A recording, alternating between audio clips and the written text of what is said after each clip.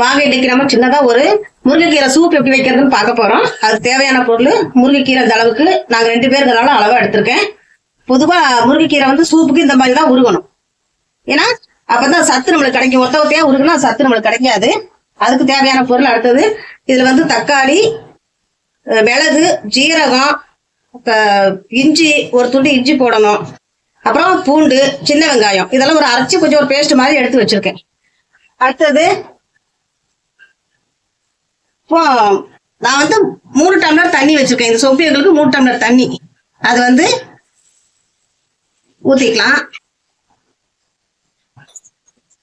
அடுத்து பார்த்தீங்கன்னா இது நல்லா கழுவி சுத்தம் பண்ணி வச்சிருக்கேன். அந்த கீரையை நம்ம அதுல போட்டுடலாம்.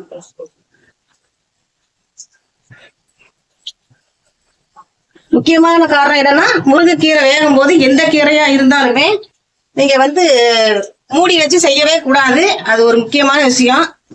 மூடி வச்சு செய்யாதீங்க. கீரைகள் எந்த கீரையா இருந்தாலுமே மூடி வைக்க கூடாது. அதுல முருங்கைக்கீரை சுத்தமா மூடவே கூடாது. ஏன்னா இதுல ஒரு அரை டம்ளர் தண்ணி இருக்கும். அதனால அந்த தண்ணி கம்மியா ஊத்திருக்கேன். அதையும் ஊத்தி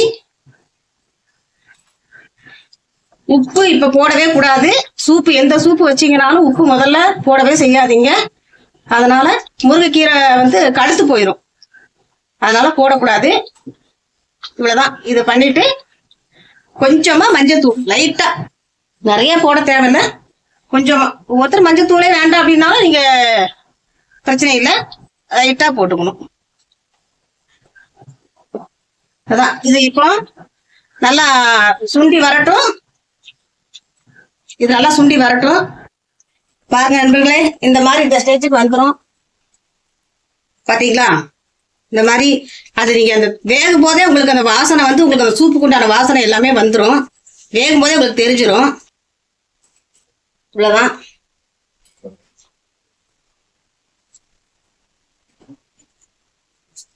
இப்போ ஒரு வடிகட்டி எடுத்து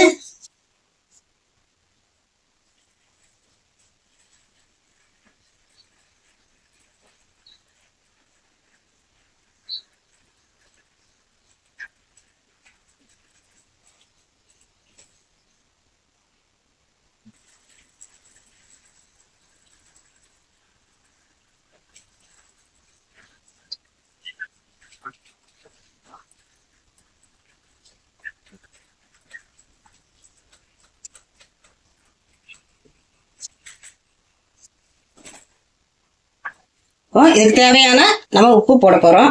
உப்பு அளவாக தான் நாங்கள் போடுவோம். உங்களுக்கு தேவையான அளவு உப்பு போட்டுக்கீங்க.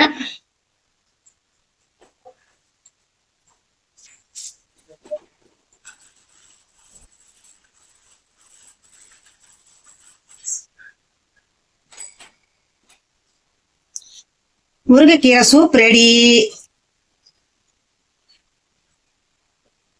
நெக்ஸ்ட் வீடியோல கரெக்டா 1.5 டம்ளர் 3 டம்ளர் தண்ணி வச்சா 1.5 டம்ளர் தண்ணி ஆயிடுச்சு. அது பாத்தீங்களா? இதான் முருங்கைக்கீரை சூப்பு. இனி தினமும் ஒரு சமையல் வீடியோல சந்திப்போம். வீடியோ பிடிச்சா லைக் பண்ணுங்க, ஷேர் பண்ணுங்க, சப்போர்ட் பண்ணுங்க. நன்றி, வணக்கம்.